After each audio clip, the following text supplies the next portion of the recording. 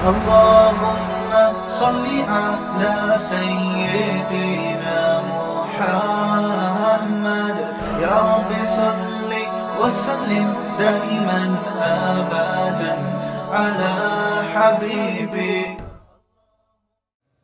ایک اور مسئلہ پھر اس کے بعد جا کے یہ آتا ہے کہ اگر ایک ہی ہے، چلو کسی اور کو ہم پکار بھی نہیں سکتے، بس وہ ایک ہی ہے، تو مشرکین میں ایسے لوگ تھے جو کہتے تھے صرف وہ خدا ہے، لیکن وہ کہتے تھے اس خدا نے، اگلا پھر سوال ہے کہ اس خدا نے اس کائنات کو جو بنایا، انسانوں کو بنایا، اکیلے نے بنایا، عبادت کا مستحق بھی وہی ہے، تو کیا کوئی مقصد کے تحت بنایا ہے یا ایویں ہی بنا دیا بس؟ یہ بہت بڑا سوال ہے. اس سوال کا جواب دیے بغیر آپ زندگی نہیں گزار سکتے، کیونکہ اگر ایسا ہی بنا دیا ہے، کوئی مقصد تو اس کے پیش نظر نہیں تھا، تو چلو بنا دیا اس نے. اچھا، سوال یہ پیدا ہوتا ہے کہ جو مشرکین مکہ یہ کہتے تھے کہ خدا ہے، ایک ہے، اور اس نے ہمیں بنایا لیکن کوئی مقصد نہیں ہے بنانے کا، تو وہ پھر خدا کی عبادت کے قائل کیوں تھے؟ تو وہ اصل میں عبادت کے قائل اس لیے تھے، وہ کہتے تھے خدا ہے جو مشکل میں ہمیں مشکلات سے نکال سکتا ہے، تو ہم اس کی عبادت اس لیے کرتے ہیں کہ مرنے کے بعد تو ہم ختم ہو جائیں گے، مٹی ہو جائیں گے، کچھ بھی نہیں ہے، لیکن اس کو منا کے رکھیں گے تو ہمارے دنیا کے کام بنتے رہیں گے. جیسے ہندو جب بھگوان کی عبادت کرتا ہے تو آخرت کے تصور سے نہیں، بلکہ وہ اس لیے کہ یہ والا بھگوان کے چڑھاوے چڑھاؤ گے تو اولاد ملے گی، یہ والا ذرا مہنگا بھگوان ہے، یہ آپ کے روزگار لگوا دے گا، اس کے ریٹ مارکیٹ میں زیادہ ہیں، یہ جاپانی بھگوان ہے، وہاں سے امپورٹ ہوا ہے، یہ آپ کی شادی کرا دے گا، یہ والا بھگوان کیا کرے گا؟ یہ آپ کی شادی کرا دے گا، یہ والا اولاد دل. جتنا ریٹ زیادہ ہوں گے بھگوان کے، مہنگا بھگوان ہوگا، اتنا ہی اس کے پاس پاور ان کے خیال میں زیادہ ہوگی. تو دنیا کے لیے کہ دنیا میں یہ سب کچھ ہوگا ہمیں.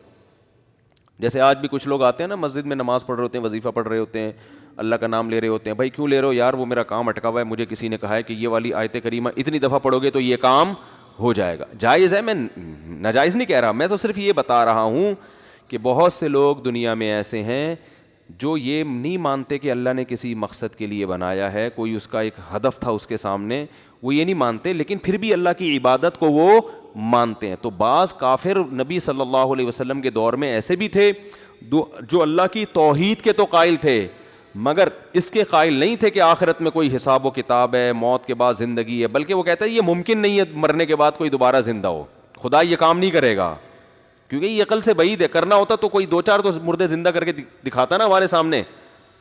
سمجھ میں نہیں آ رہی میرا خیال ہے بات.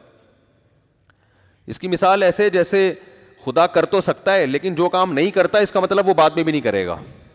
اس کی مثال ہے میں آپ کے پاس آؤں کہ یار یہ خربوزے کا بیج ہے، اس کو زمین میں ڈال کے انار کا درخت اگاؤ، تو آپ کہیں گے بھائی یہ تو نہیں ہو سکتا. اب میں دلیل دوں کہ خدا تو کر سکتا ہے، تو آپ کہیں گے بھائی خدا کا ہمیں نہیں پتا، کیونکہ خدا کرتا نہیں ہے. اس کی علامت ہے کہ کر سکتا ہے مگر کرے گا نہیں. اگر کیا ہوتا تو کبھی تو ہوتا نا کہ خربوزے سے انار پیدا ہو رہا ہے. تو وہ کافر مانتے تھے کہ خدا کو دوبارہ پیدا کرنے پر قدرت تو ہے، لیکن آج تک ایک دفعہ بھی ایسا نہیں ہوا. یہ اس کی علامت ہے کہ خدا ایسا کرے گا نہیں، مر کے مٹی کر کے ختم کر دے گا. سمجھ میں آ رہی ہے بات کہ نہیں آ رہی ہے؟ تو ایک کانسیپٹ یہ تھا. ایک اور کانسیپٹ، تو یہ بہت اہم ترین سوال ہے کہ اس نے ایویں ہی بنا دیا یا کوئی مقصد ہے اس کے سامنے. پھر اگر کوئی مقصد دیا ہے اس نے ہمیں، جیسے کہ یہود و نصارہ اور مسلمان کہتے ہیں کہ بھائی آخرت ہے اور ایک مقصد ہے، اور وہ مقصد کیا ہے کہ تمہیں وہ آزمائش ہے. جو یہ کہتے ہیں کوئی مقصد ہی نہیں ہے ان کے پاس، تو پھر اس کا جواب ہی نہیں ہے نا کہ کیا مقصد ہے. جو کہتے ہیں کوئی مقصد ہے ان میں پھر سب کی ایک ہی رائے ہے، ان میں کوئی اختلاف نہیں ہے. یہودی، عیسائی اور مسلمان اس کے قائل ہیں کہ ایویں ہی نہیں بنایا، کیونکہ تورات میں بھی ہے، انجیل میں بھی ہے اور اسلام میں بھی ہے. وہ کیا ہے؟ اللہ نے آزمائش کے لیے پیدا کیا ہے، اور اس آزمائش کا پھر آخرت میں بدلہ ملے گا، جنت کی صورت میں یا جہنم کی صورت میں. تو آج بھی دنیا کی اکثر آبادی اس پر متفق ہے.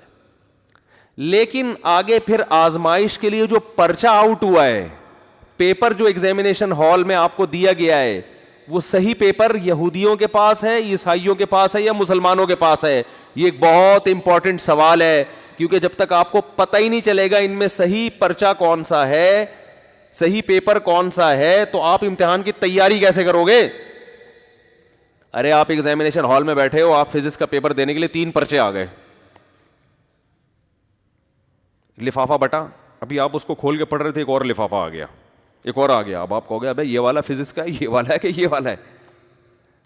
نہیں آ رہی میرا خیال ہے بات. تو آپ اس وقت تک پیپر حل کرنا شروع نہیں کرو گے جب تک آپ کا کانسیپٹ کلیئر نہ ہو جائے کہ ان میں سے پرچہ ہے کون سا. اس وقت تک آپ بولو گے بھائی میں اپنے ٹائم کیوں, پتہ چلا یہ والا کر دوں, اور 3 گھنٹے بعد جب ایگزامینیشن ہال سے نکالا تو پتہ چلا وہ یہ والا نہیں, وہ تو وہ والا تھا. تو آپ بولو جب تک اس سوال کا جواب نہیں ملے گا آگے نہیں چلوں گا میں.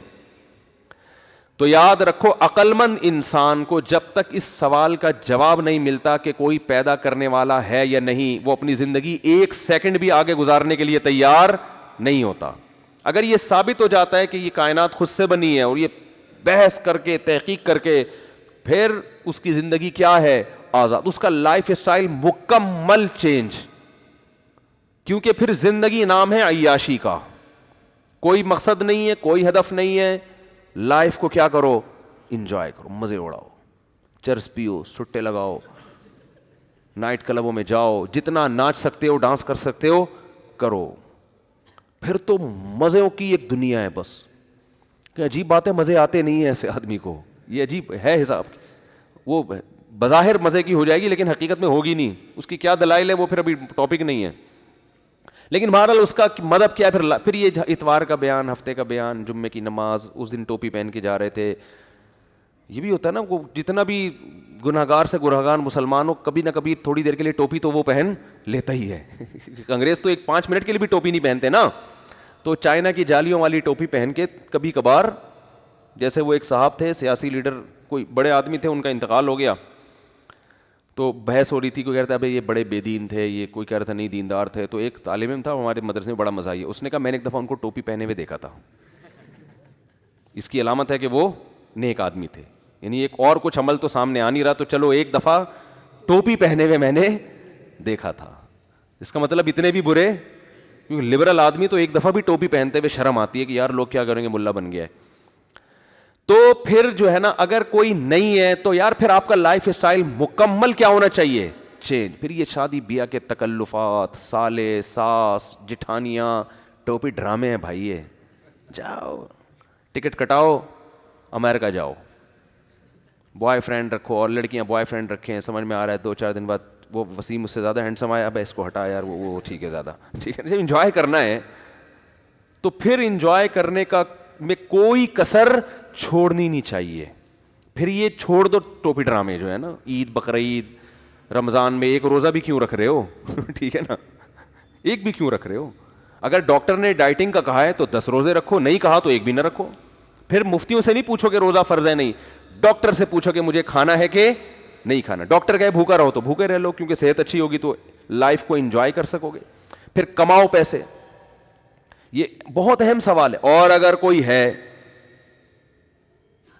یعنی یہ سوال کا جواب ضروری ہے یا نہیں ہے مجھے ہی بتاؤ نا, کیونکہ لائف پر اس طرح سے یہ فضول سوالات نہیں ہیں کہ حضرت یوسف علیہ السلام کی زلیخا سے شادی ہوئی تھی کہ نہیں ہوئی تھی. لوگ یہ بھی سوال پوچھتے ہیں نا. ارے لوگ مجھ سے سوال پوچھتے ہیں کہ جو زلیخا عزیز مصر کی بیوی, زلیخا اس کا پتہ نہیں نام تھا نہیں تھا, لیکن مشہور یہی ہے کہ اس کی بعد میں اینڈ میں یوسف علیہ السلام سے شادی ہوئی تھی کہ نہیں ہوئی تھی. تو میں کہتا ہوں بھائی اگر ہوئی تھی تو ہم کیا کریں, نہیں ہوئی تھی تو ہم کیا کریں, کیونکہ اب ولیمہ تو بہرحال ہو چکا. یعنی اس کا ہماری پریکٹیکل لائف سے کوئی تعلق نہیں ہے. یزید لعنتی ہے یا رحمت اللہ علیہ؟ ویسے میں نے یزید کو رحمت اللہ علیہ کبھی بھی نہیں کہا. میرے بارے میں فیک پوسٹ چلائی گئی ہے اور اس میں جو کچھ بولا گیا سب جھوٹ, اور اس فیک پوسٹ کا بہت نقصان ہوا ہے. تو جو بھی پوسٹیں آ رہی ہوتی ہیں آنکھ بند کر کے یقین نہ کر لیا کرو. اب قطع نظر اس سے کہ وہ لعنت اللہ علیہ ہے یا رحمت اللہ علیہ, بھائی آپ نے اپنی قبر میں جانا ہے, آپ سے آپ کے بارے میں سوال ہوگا. لوگ کہتے ہیں ظالم کو لعنت اللہ علیہ نہ کریں, تو ظالم تو پھر دنیا میں بہت ہے. سب کا نام لے لے کے لعنت اللہ کہنا شروع کیا تو آپ کی زندگی ختم ہو جائے گی, لعنت اللہ کا لفظ ختم نہیں ہوگا. بات آ رہی ہے سمجھ میں؟ وہ تو پھر حضرت عثمان کے قاتل پہ بھی لعنت اللہ علیہ. ہم تو کہتے ہیں حضرت حسین کو جس نے قتل کیا لعنت اللہ, لیکن اب اس کے علاوہ بھی تو دنیا میں غم ہے نا. جو بھی حسین کا قاتل ہے اللہ کی 100 لعنتیں ہماری بد دعا ہے اس کے لیے, لیکن بس دے دی لعنت. اب یہی تھوڑی کہ سارا دن ہر محرم میں یہی ایک پروگرام چلتا رہے, یزید اور وہ قصے کہانیاں وہی لے کے صبح سے شام ایک ہی ٹاپک ہو اور پوری قوم اسی پہ چل رہی ہو. تو اس کا ہماری پریکٹیکل لائف سے تعلق بولو بھائی نہیں ہے. زکریا علیہ السلام تو پیغمبر تھے نا, ان کا مقام تو نواسہ رسول سے بڑا تھا, کیونکہ پیغمبروں کا مقام پوری اہل سنت والجماعت کا اجماع ہے کہ کوئی امتی پیغمبر کے برابر. تو بڑے بڑے دنیا میں لوگ ہیں, بڑے بڑے بزرگان دین ہیں, صحابہ ہیں, تابعین ہیں, پیغمبر ہیں جن کو قتل کیا گیا. تو بھائی ظالم دنیا میں بہت ہیں, آپ وہ کام کرو جس کا آپ کی پریکٹیکل لائف سے تعلق. تبھی قرآن جب ظالموں کے واقعات بیان کرتا ہے نا, تو قرآن پتہ ہے کیا کہتا ہے؟ تلک امۃ قد خلت, یہ قوم تھی جو گزر چکی ہے, لہا ما کسبت, انہوں نے جو کمایا اس کا بدلہ ان کو ملے گا, وَلَكُمْ مَا كَسَبْتُمْ, تم اپنے عمل کو فوکس کرو, تم جو کرو گے تمہیں اس کا بدلہ ملے گا. تو عمل کو فوکس کرو, عمل جو تمہیں آرڈر دیے جا رہے ہیں اس پر کتنا عمل کر رہے ہو. عمل ہمارا زیرو, لعنتیں بھیجنے میں فلاں نے یہ کر دیا, فلاں نے یہ کر دیا, فلاں نے یہ کر دیا, فلاں نے یہ کر دیا. بھائی ٹھیک ہے کر دیا, برا کیا, ایک دفعہ بیان بھی ہو سکتا ہے, باقی تو اپنے آپ کو ٹھیک کرنے کی کوشش زیادہ ہونی چاہیے, اپنے آپ کو, اپنی قوم کو, کہ بھائی رشوت لے رہے ہیں لوگ, والدین کے حقوق ادا نہیں کر رہے, نماز میں کوتاہی کر رہے ہیں, یتیموں کا مال کھا رہے ہیں, بہنوں کو وراثت نہیں دے رہے ہیں, جھوٹ بول رہے ہیں. عدالتوں میں کتنا جھوٹ چل رہا ہے, میں نے ابھی جمعے کے بیان میں وہ ریکارڈنگ ختم ہو گئی تھی اس وقت بتایا, وہ ریکارڈنگ اتفاق سے ہوئی نہیں. اتنا خاندانی جھوٹ ہماری عدالتوں میں چل رہا ہے نا, کہ ایک صاحب نے بتایا کہ پولیس والے جب یہ کھڑے ہو کر کہتے ہیں نا لا الہ الا اللہ پڑھ کے جو کچھ کہوں گا سچ کہوں گا, فلانے کے گاڑی سے 3 کلو چرس نکلی ہے. تو میں نے ایک پولیس والے کو پکڑ لیا, میں نے کہا کیا تم نے دیکھا؟ کہہ رہے ہم نے تو بندہ ہی نہیں دیکھا, اس کی گاڑی کہاں دیکھی ہم نے, نہ ہم نے بندہ دیکھا نہ اس کی ہم نے گاڑی دیکھی, 3 کلو چرس ہم نے کلمے کے ساتھ نکال لیا عدالت میں. میں نے کہا یہ تو ظلم ہے. کہہ رہے ہیں مجبور ہیں, گن پوائنٹ پہ جو ہے نا یہ سارے کام ہو رہے ہیں, نئی جھوٹی قسم اٹھائیں گے. سب جگہ میں مانتا ہوں نہیں ہوتا, سارے پولیس والے بھی ایسے نہیں ہوتے, لیکن وہ جو نیچے کے پولیس والے مجبور ہوتے ہیں اپنے آفیسر کے آگے, وہ کہتے ہیں نہیں تو فوراً جاب سے نکال دیا جائے گا, جاب سے نکال دیتے ہیں. میں مانتا ہوں کہ ہر جگہ ہر ایک نہیں کرتا یہ, لیکن یہ بھی ہو رہا ہے عدالتوں میں, سب کو پتا ہے کہ ہو رہا ہے. تو یہ کیوں ہو رہا ہے؟ جب ہماری صبح سے شام تقریریں دائیں بائیں گھومیں گی اور ان تاریخی واقعات ہی کو صبح سے شام لپیٹتے رہیں گے, تو آپ اپنی اصلاح سے کیا ہو جائیں گے؟ غافل. تو اس پہ ضرورت ہے فوکس کرنے کی. خیر, تو میں یہ عرض کر رہا تھا کہ یہ امپورٹنٹ سوال ہیں کہ خدا ہے یا نہیں ہے تو کتنے ہیں, کیونکہ اس کا ہماری پریکٹیکل لائف سے تعلق. اگر خدا نہیں ہے, لائف کو کیا کرنا ہے؟ انجوائے.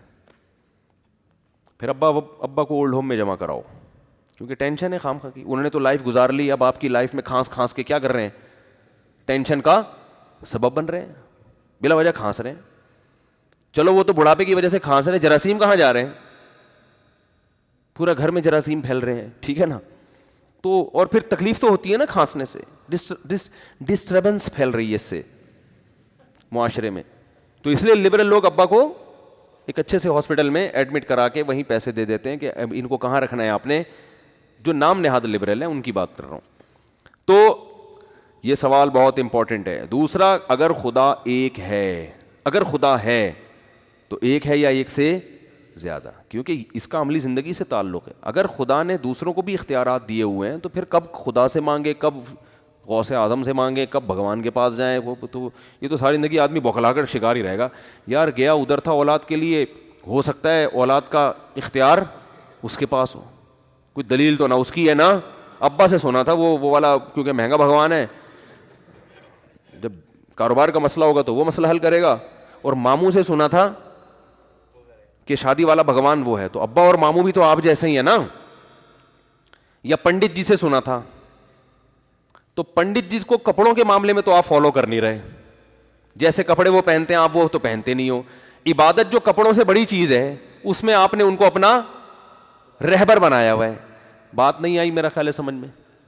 بھائی اگر پنڈت جی کے پاس صحیح راستہ ہوتا تو آپ پورے ڈریس میں ہو, پنڈت جی کا ڈریسنگ اس قابل نہیں ہے کہ آپ وہ ڈریس پہن کے کہیں رشتہ لینے جاؤ. آپ کیا خیال ہے؟ فوراً بھگا دیں گے لڑکی والے پہ, کیا پہن کے آیا. آپ کہو کہ جی جب میں پنڈت جی کے کہنے پر پتھر کے بنے ہوئے بت کو خدا سمجھ سکتا ہوں, جو بہت اہم ترین مسئلہ ہے, تو پنڈت جی کے ڈریس ہی اصل ڈریس ہے. ڈریسنگ میں بھی میں ان کو فالو کروں گا, کوئی بھی فالو نہیں کرتا. تو یار ایک سادہ سی چیز میں آپ فالو نہیں کر رہے تو اتنی بڑی چیز میں آپ کیسے اس کو فالو کر رہے ہو؟ آپ کے پاس کیا دلیل ہے کہ پنڈت جی صحیح کہہ رہے ہیں؟ انتہائی پنڈت جی کے احترام کے ساتھ میں یہ بات کر رہا ہوں. آپ اس کا احترام اپنی جگہ جو آپ لوگ کرتے ہیں وہ ٹھیک ہے, کرتے رہیں, آپ کے مذہبی رہنما ہیں, لیکن بات تو عقل کی یہی ہے نا, جو کھوپڑی میں آتی ہے, جو سیدھی سیدھی 2 اور 2 4 کی طرح جو بات ہے وہ تو یہی ہے. تو اگر خدا ایک سے زیادہ ہے, یا نبی بھی مدد کر سکتے ہیں. فار ایگزامپل نبی کو بھی اللہ نے اختیارات, ہم تو کہتے ہیں نبی کو اللہ نے اسباب سے ہٹ کے اختیارات دیے ہی نہیں ہے, لہٰذا ہم تو ہر چیز اللہ سے. شادی کرا دے, اے اللہ تو کرا سکتا ہے. بچے دے دے, اے اللہ تو دلوا سکتا ہے. اور بزنس دے دے, اے اللہ تو دے سکتا ہے. کبھی ہم نے اس نبی سے دعا نہیں مانگی, حالانکہ ہمیں عشق کی حد تک پیغمبر صلی اللہ علیہ وسلم سے محبت ہے, اور جب تک ایسی محبت نہ ہو آپ کا ایمان ہے نہیں. ہم نبی کی قبر کی زیارت کو بہت بڑی سعادت سمجھتے ہیں, وہاں صلاۃ والسلام پڑھنا, وہاں بیٹھنا مسجد نبی میں, یہ بہت بڑی سعادت ہے. سب نبی کی محبت میں ہے, لیکن اسی نبی نے ہم سے کہا ہے, اسی نبی نے بتایا ہے کہ اگر اللہ کے در کو چھوڑ کر مجھ سے مانگا تو مشرک پر اللہ نے جنت کو حرام کر دیا ہے. اسی نبی کی کہنے کی وجہ سے ہم توحید پرست ہیں. میں سمجھا پا رہا ہوں کہ نہیں سمجھا پا رہا اپنی بات؟ تو ہم تو, ہمارا اب تو کلیئر معاملہ ہے نا. جو توحید پرست ہے اس کا معاملہ 2 اور 2 4 کی طرح بالکل کیا ہے بھائی, ہر چیز اللہ سے ہی مانگنی ہے, ہر چیز میں سب کچھ آ گیا.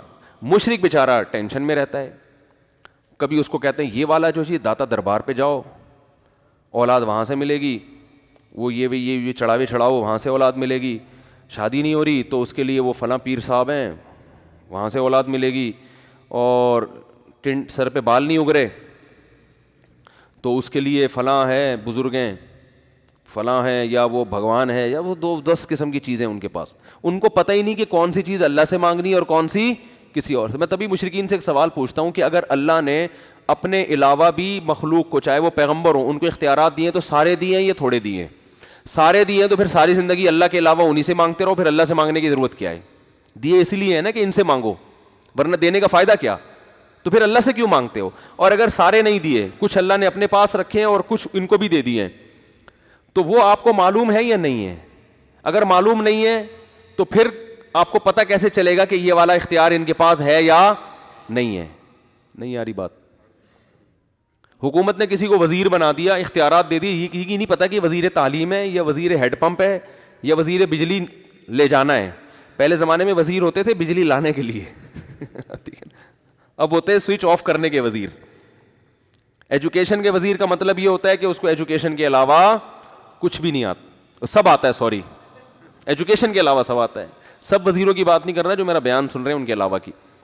تو آپ کو پتہ ہی نہیں ہے کہ اس کے پاس جو وزارت ہے, جو اختیارات ہیں وہ کون سے ہیں, تو آپ کنفیوز رہو گے نا.